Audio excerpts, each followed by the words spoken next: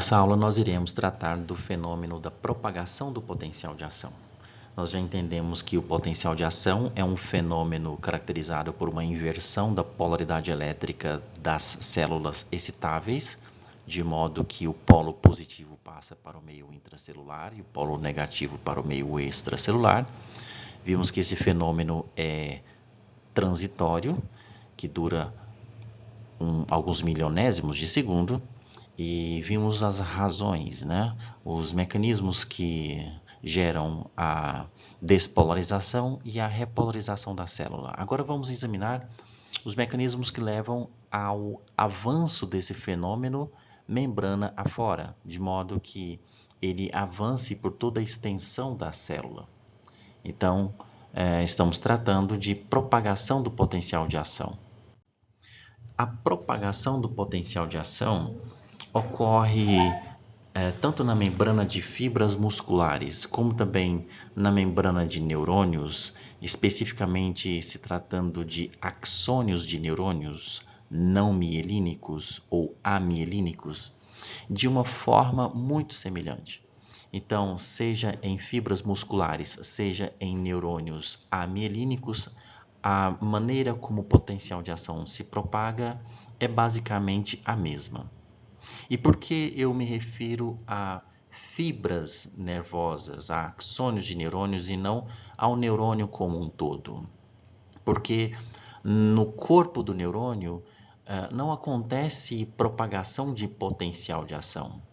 No corpo do neurônio há uma atividade elétrica, mas a propagação do estímulo é feita de uma forma diferente, que será discutida no decorrer dessa conversa, mas não é um potencial de ação propriamente. O potencial de ação em neurônios acontece apenas nas fibras nervosas, que é uma outra forma de se referir ao axônio do neurônio. Bom, em relação ao axônio dos neurônios, há dois tipos de axônios, basicamente.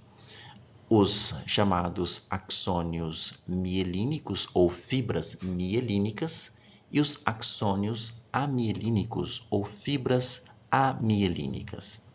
Aqui você tem uma representação de um axônio e veja que ele é envolvido com essa membrana externa chamada de bainha de mielina.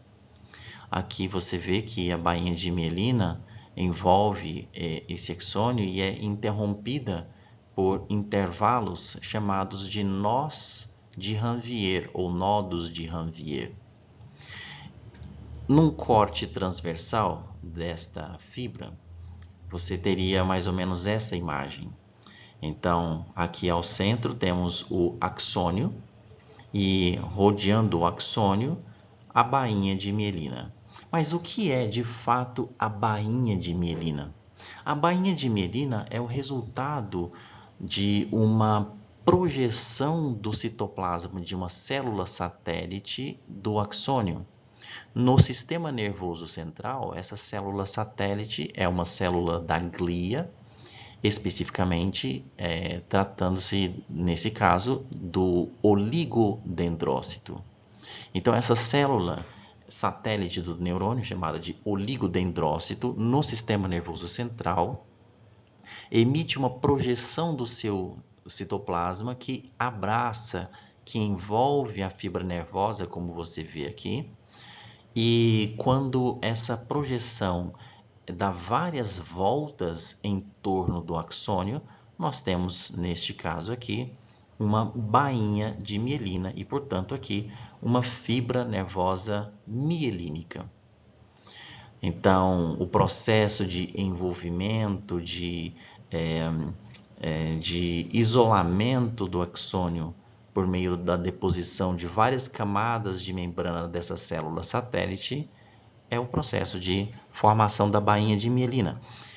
No sistema nervoso central, a célula envolvida é a célula chamada de oligodendrócito. No sistema nervoso periférico, a célula envolvida é a célula de Chauvin. O processo é basicamente o mesmo. Mas existe uma diferença entre este processo de envolvimento do axônio que acontece nas fibras mielínicas e nas fibras amielínicas. Então veja, aqui nós temos os dois processos. Aqui você vê uma fibra do tipo mielínica. Ao centro, um axônio, e esse axônio é envolvido por várias camadas de membrana de uma célula satélite. Aqui neste caso, uma célula de Schwann, portanto, trata-se de um neurônio, de uma fibra nervosa periférica, no sistema nervoso periférico. Se fosse no sistema nervoso central, ao invés da célula de Schwann, teríamos um oligodendrócito, mas o processo é basicamente o mesmo. Então, aqui temos uma fibra nervosa mielínica. Então, veja que durante esse processo de envolvimento, a fibra nervosa é abraçada pela célula satélite, nesse caso pela célula de Schwann, que dá várias voltas com o seu citoplasma e a sua membrana ao redor do axônio, formando então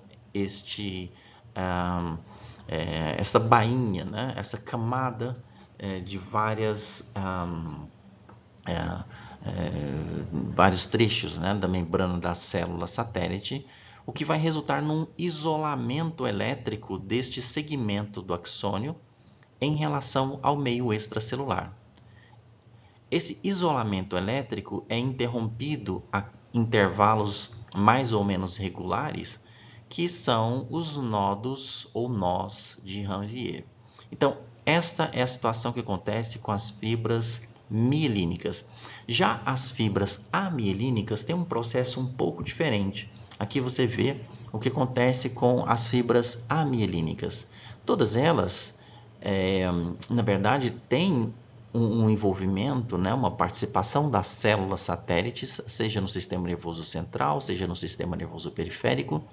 Mas no caso das fibras amielínicas, você percebe que a célula satélite, que nesse caso aqui é a célula que está no centro, ela abraça a fibra nervosa, abraça o axônio, sem formar aquelas várias camadas enoveladas, né, de membrana ao redor do axônio. Aqui você vê uma única camada. Aqui uma célula satélite envolveu aqui vários axônios e cada um com uma única camada de membrana da célula satélite envolvendo esse axônio. Então, isso é o que acontece com as fibras amielínicas.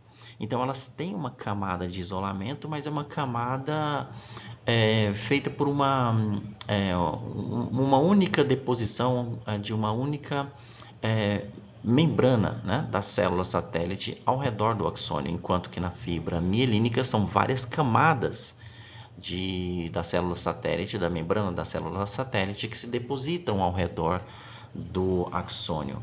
Então, a diferença é que na fibra amielínica, esse isolamento é mais pobre e há uma troca mais fácil de íons entre o interior do axônio e o meio extracelular.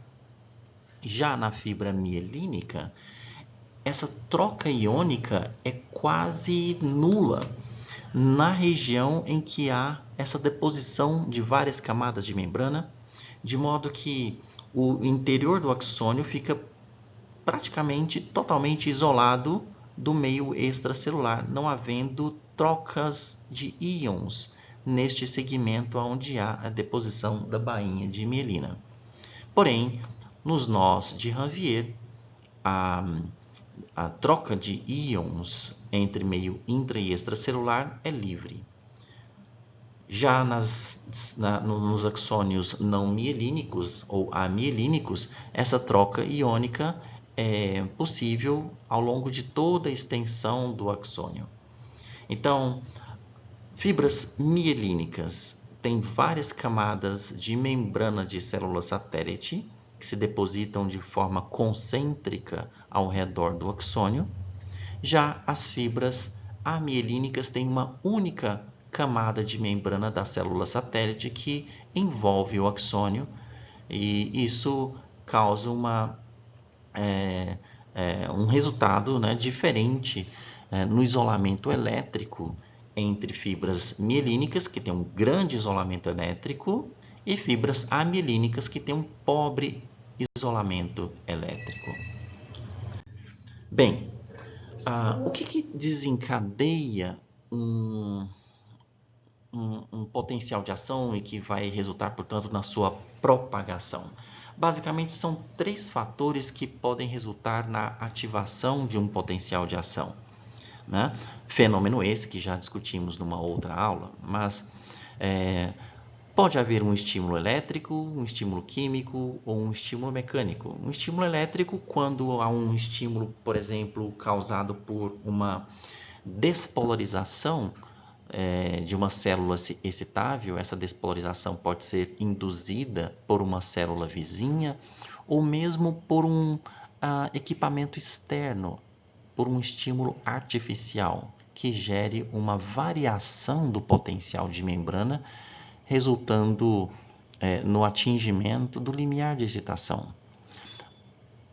Uma outra maneira de se ativar o potencial de ação é através de um estímulo químico. No estímulo químico, um mediador químico, uma substância química, altera a permeabilidade da membrana celular, por exemplo, e é o que é mais comum, aos íons sódio. E neste caso, os íons sódio, por exemplo, aumentam a entrada deles na célula, gerando uma despolarização e eventualmente alcançando o limiar de excitação, fazendo com que essa célula dispare um potencial de ação. Por fim, há também células que se excitam com o estímulo mecânico, como acontece, por exemplo, com o estímulo do tato, quando uma célula um neurônio, uma terminação nervosa de um corpúsculo de Meissner, que é responsável pela detecção da percepção do tato. Quando este receptor periférico localizado na pele sofre uma deformação por pressão, nós vamos observar na membrana da fibra nervosa inserida na pele uma alteração da permeabilidade desta membrana celular da fibra nervosa ao sódio, permitindo o influxo de sódio e assim causando uma despolarização local e, por fim, a fibra nervosa alcança o limiar de excitação e isso deflagra um potencial de ação. Enfim, são 3 os fatores básicos que geram um potencial de ação. Mas o foco nessa nossa conversa é especificamente a propagação do potencial de ação. Aqui você vê esse fenômeno acontecendo conforme explicado nessa figura. Primeiramente, nós temos aqui nessa parte superior da figura uma fibra nervosa, isto é, um axônio, neste caso, axônio amielínico, porque estamos tratando da propagação do potencial de ação em fibras amielínicas. Então, neste caso, como numa célula em repouso normal, um acúmulo de cargas positivas ao longo da face externa da membrana, um acúmulo de cargas negativas ao longo da face interna da membrana, ou seja, essa célula está em repouso. Digamos que neste ponto aqui, onde está essa seta, nós aplicamos um estímulo. Que tipo de estímulo? Pode ser um estímulo elétrico, um estímulo químico ou mesmo um estímulo mecânico. Cada tipo de fibra nervosa terá uma sensibilidade específica para um desses 3 tipos de estímulo. Então, por exemplo, digamos que aqui seja um neurônio de uma fibra nervosa no sistema nervoso central, né? E aqui nesta extremidade esquerda nós teríamos o corpo do neurônio. E digamos que o corpo desse neurônio foi estimulado por neurotransmissores que abriram a passagem para íons sódio e, portanto, gerou um influxo de sódio neste corpo do neurônio, que estaria aqui à esquerda. Então, vamos considerar que neste lado esquerdo houve a entrada de cargas positivas nessa célula, digamos que por atuação de neurotransmissores que excitaram esse neurônio. Fato é que, no final das contas, o que nós vamos observar é um aumento da presença de carga positiva no interior do axônio, nesta região. Então veja, houve uma despolarização nesta região. Essa despolarização, eventualmente, pode ser suficientemente intensa para alcançar o limiar de excitação. Quando o limiar de excitação é alcançado, os canais de sódio voltagem independentes são imediatamente ativados. Quando os canais de sódio voltagem independentes são ativados, o íon sódio passa a entrar na célula por meio destes canais, então gerando mais influxo de carga elétrica positiva. Veja, aqui nós temos um polo positivo. Logo ao lado, nós temos polo negativo. Aqui temos carga negativa. Nessa região estimulada, temos carga positiva. Então, haverá um fluxo de corrente elétrica através do axoplasma no interior da célula, do polo positivo para o polo negativo. Então, haverá propagação de corrente elétrica ao longo do axônio.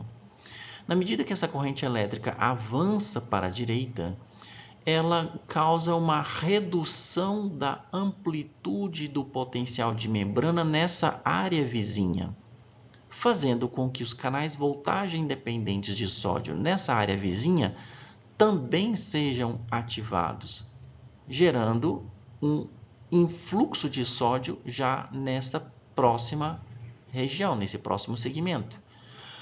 Então, no momento posterior, nós vamos passar para esta outra situação, em que os canais de sódio voltagem independentes ativados aqui, neste trecho, fizeram com que o sódio entrasse aqui nessa região.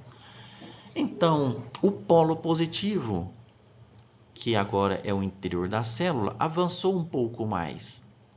E aqui nós temos o polo negativo. Mais uma vez, a corrente elétrica se propaga do polo positivo para o polo negativo e assim aciona os próximos canais voltagem independentes de sódio que estão aqui na sequência da membrana.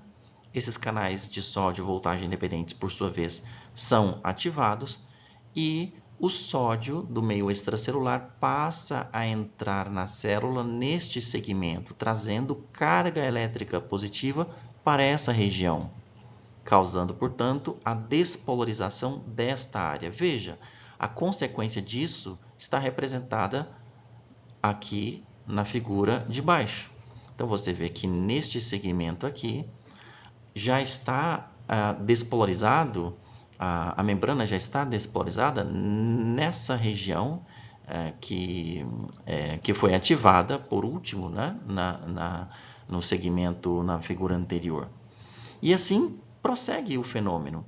A corrente elétrica se propaga mais uma vez à direita, como representada aqui por estas setas, ativando os canais de sódio voltagem independentes imediatamente aqui ao lado, fazendo com que eles se abram, gerando um influxo de carga elétrica positiva aqui nesta região, então gerando a despolarização desta região.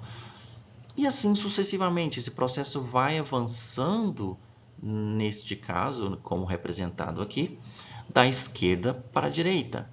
Então, a corrente elétrica vai avançando dentro da célula, da esquerda para a direita, né? Do polo positivo para o negativo, enquanto que no meio extracelular, note, temos aqui polo positivo do lado de fora da célula, aqui à direita, e polo negativo à esquerda. Então, uma corrente elétrica se propagará deste polo positivo aqui, no meio extracelular, para cá, para a esquerda. Então, ao mesmo tempo que no meio intracelular a corrente elétrica se propaga da esquerda para a direita, no meio extracelular ela vai se propagar da direita para a esquerda. Tudo isso levará a uma redução da amplitude do potencial de membrana nesta área estimulada. gerando a abertura dos canais de sódio voltagem independentes. Esse processo continua avançando de forma unidirecional. Você poderia pensar no seguinte: bom, não seria possível esse potencial avançar como está aqui, da direita para a esquerda? Não seria possível ele retroceder? Note, ele está avançando da esquerda para a direita. Mas chega um momento em que esta região aqui, que foi a primeira a ser despolarizada, já sofreu repolarização. Esta área aqui já recuperou-se do potencial de ação e já retornou ao seu potencial de membrana de repouso. Veja, não seria possível o potencial de ação que está se propagando da esquerda para a direita, neste momento, retroceder e reentrar aqui à esquerda e ele começar a se propagar novamente da direita para a esquerda? A resposta é não. E por que não?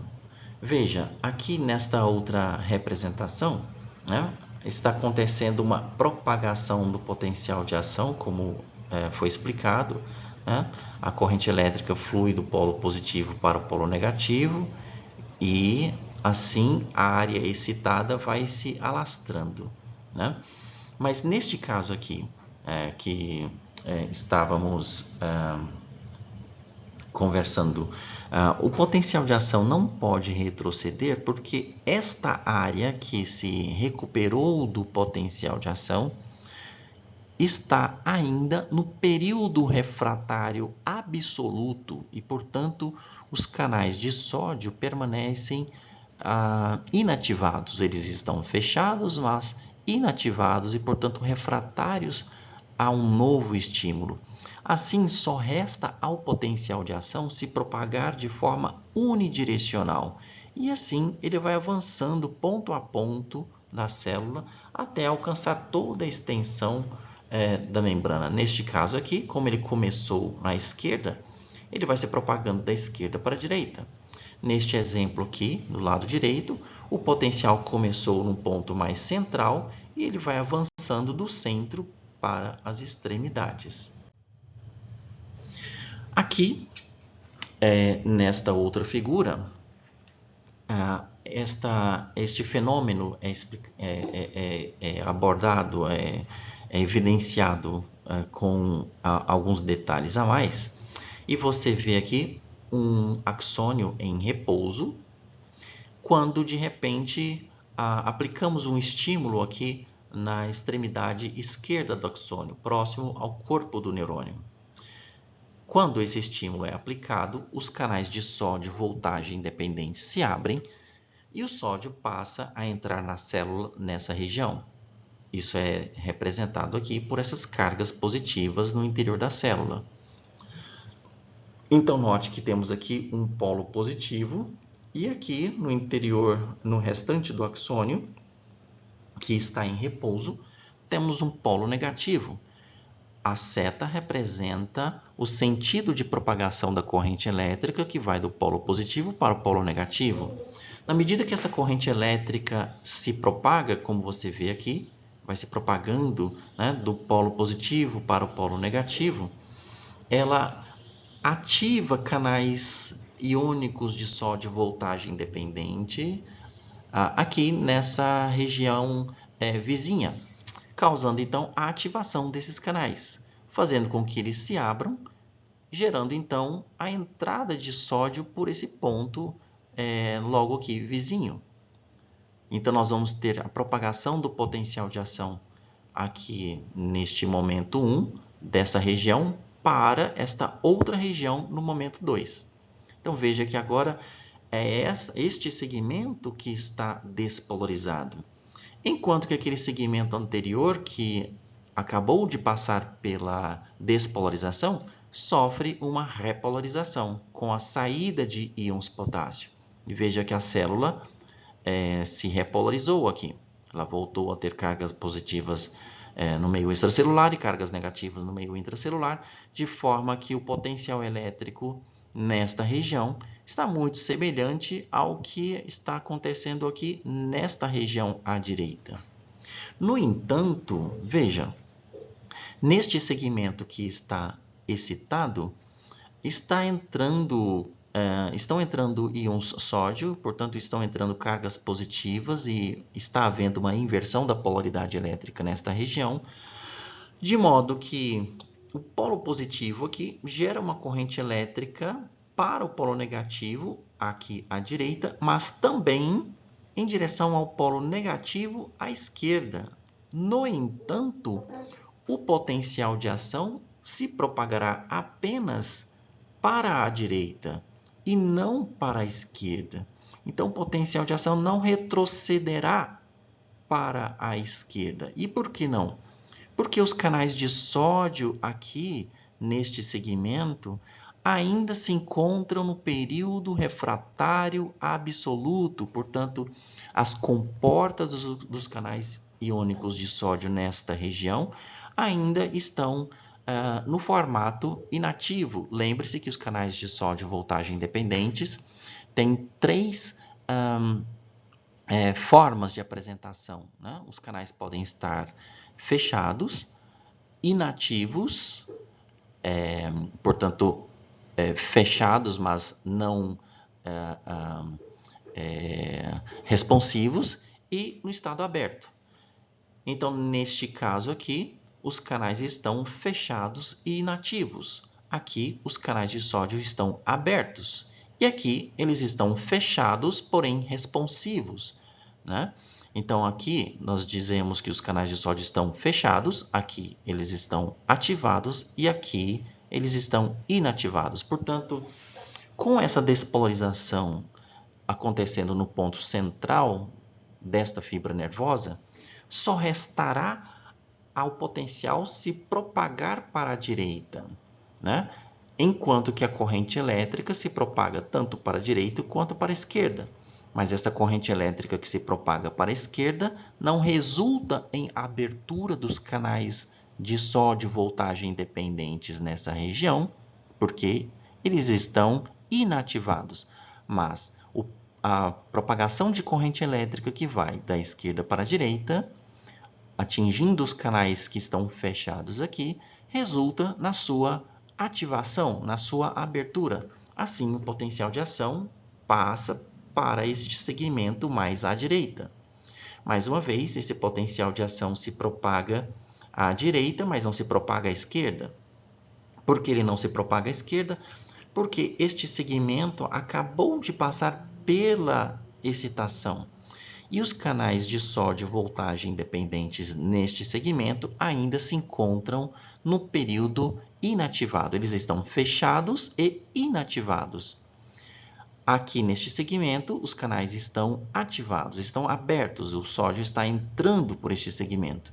No segmento posterior, que não está desenhado, não está representado aqui, os canais de sódio estarão fechados, mas responsivos, de modo que eles poderão ser abertos por essa propagação de corrente elétrica da esquerda para a direita.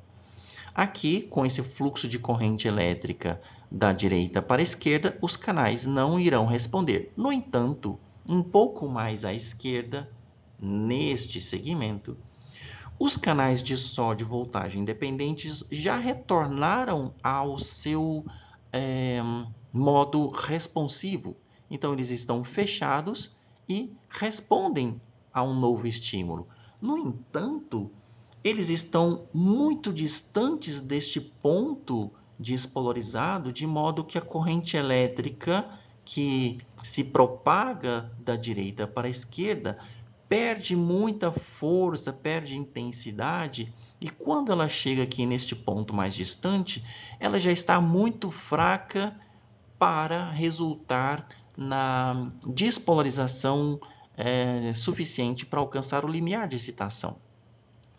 E por que essa corrente elétrica enfraquece com a distância? Porque na medida em que ela se propaga, ocorre fuga de íons potássio para fora da célula, causando então uma perda de energia, uma fuga de corrente. Essa corrente elétrica que flui acaba saindo na forma de íons potássio. e ocorre uma perda de intensidade com a distância.